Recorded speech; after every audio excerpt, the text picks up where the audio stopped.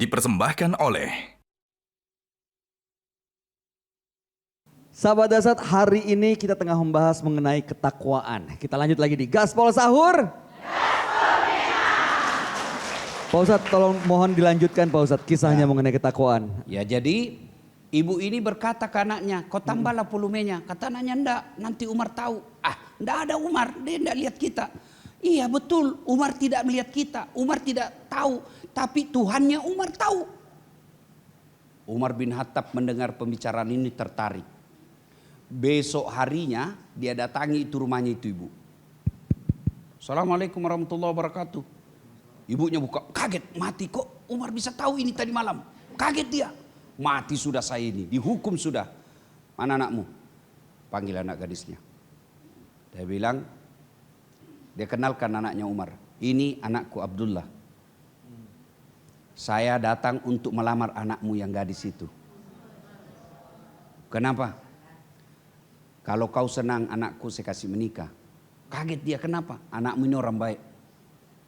Saya dengar pembicaraanmu tadi malam. Kaget ibunya. Bayangkan kau ini anakmu, luar biasa akhlaknya. Dia tidak takut kepada Umar, tapi dia takut kepada Allah. Perempuan begini yang cocok jadi menantuku. Ya, ini orang-orang bertakwa seperti ini. Terpelihara dirinya meskipun tidak dilihat oleh manusia, dia selalu yakin Allah Maha melihat. Coba kalau begini semua kita punya perlakuan. Alhamdulillah aman ini dunia. Indonesia kita nikmati sumber daya alamnya. Cuma yang banyak yang sudah ditahu merampok masih juga dipelihara. Akhirnya apa? Yang kaya makin kaya, yang miskin makin miskin. Apa boleh buat? Ya kita berharap mudah-mudahan semakin ke sana Indonesia semakin baik. Amin. Mudah-mudahan Ramadan ini membentuk pribadi-pribadi muslim, baik rakyatnya maupun pemimpinnya menjadi orang-orang yang soleh dan soleha. Amin, amin ya robbal alamin. Ya. Ini kita soalnya kadang-kadang ya Pak Ibu mungkin ada yang ngerasa kita pengen bertakwa tapi kita ngelihat orang lain, dia aja enggak, masa kita harus bertakwa. Nanti kita lanjutkan, jangan dibahas dulu Pak Ustadz. Ya. Pas saya tahu pasti Ustadz gak sabar untuk memberikan petua tapi kita berikan kesempatan. Ada yang mau bertanya boleh angkat tangannya? Silakan Ibu, boleh maju ke depan. Dari silakan. Pangkep, Pangkajene Kepulauan. Ya. Seperti saya lihat grup ibu-ibu kasidah. Jilbab, jilbab putih, lambang suci gagap. Jadi lagunya ke situ. Oke Bu, silakan Bu. Bu. Bismillahirrahmanirrahim. Ya. Assalamualaikum warahmatullahi wabarakatuh. Waalaikumsalam warahmatullahi wabarakatuh. Izin Pak Ustaz. Ya. Saya Nur Hayati dari PD Kici Kabupaten Pangkep. Ya. Ingin menanyakan bagaimana saya merasa sudah memenuhi kegiatan ibadah saya selama ini, tetapi di mata masyarakat bagaimana itu Pak Ustadz? Dan apakah ada yang salah dengan niat saya begitu?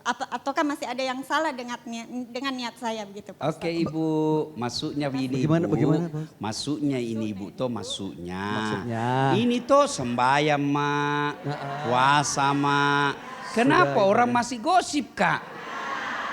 Ya tuh Oh, maksudnya masih. toh? Nah. Oh kita sudah baik tapi masih salah di mata orang lain. Diomongin lagi. Oh iya gimana tuh Pak Ustadz? Bu, adakah kira-kira kala baik akhlaknya Nabi? Nabi paling bagus tutur katanya. Nabi paling bagus ibadahnya. Nabi paling mulia akhlaknya. Tapi tidak digosip. Bukan lagi cuma digosip Bu, mau dibunuh. Ayo, beberapa kali tuh Nabi mau dibunuh. Bukan cuma digosip, itu Abu Jahal, Abu Lahab pamannya sendiri tuh Bu. Ambil kotoran onta, dia kumpul baik-baik, dia kumpul itu isi si perut onta, ususnya, tainya, lalu duri-duri dia simpan di depan pintunya Rasulullah. Padahal itu Nabi manusia mulia. Apalagi kita. Ibadah tak barangkali memang ada, tapi ya masih campur-campur, ada juga gosip-gosip sedikit. Nah, kalau nak gosip ke orang, alhamdulillah saya kalau bilang Kak Ustaz, ndak suka ku itu orang di. Kenapa Ki bilang Pak? Nah bilang nah cerita Ki, oh nah suka kah itu. Kenapa Ki bilang? Karena amalnya nanti saya ambil. Ya.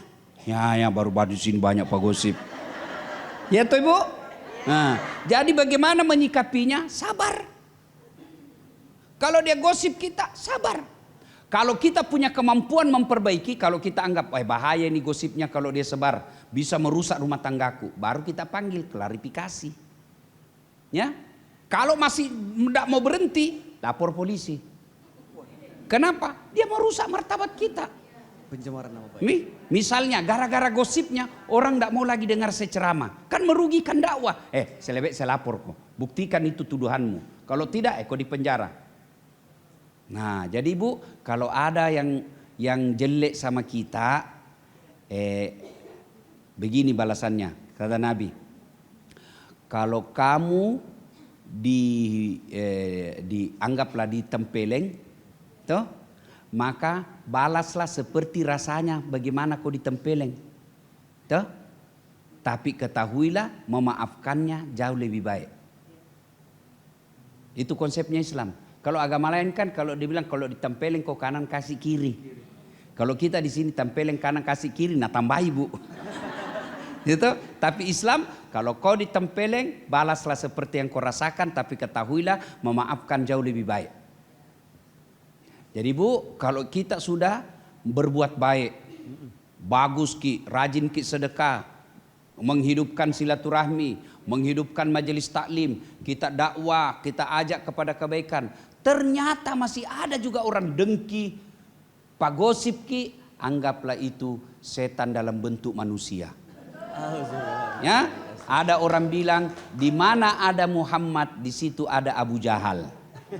Iya toh?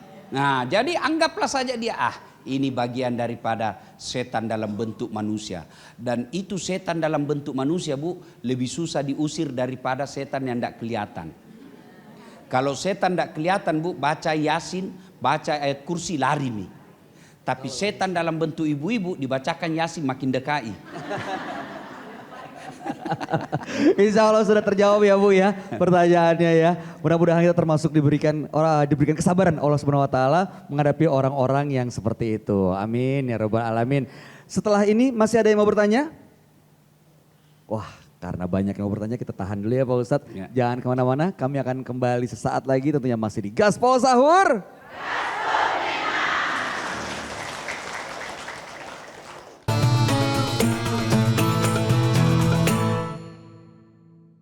Dipersembahkan oleh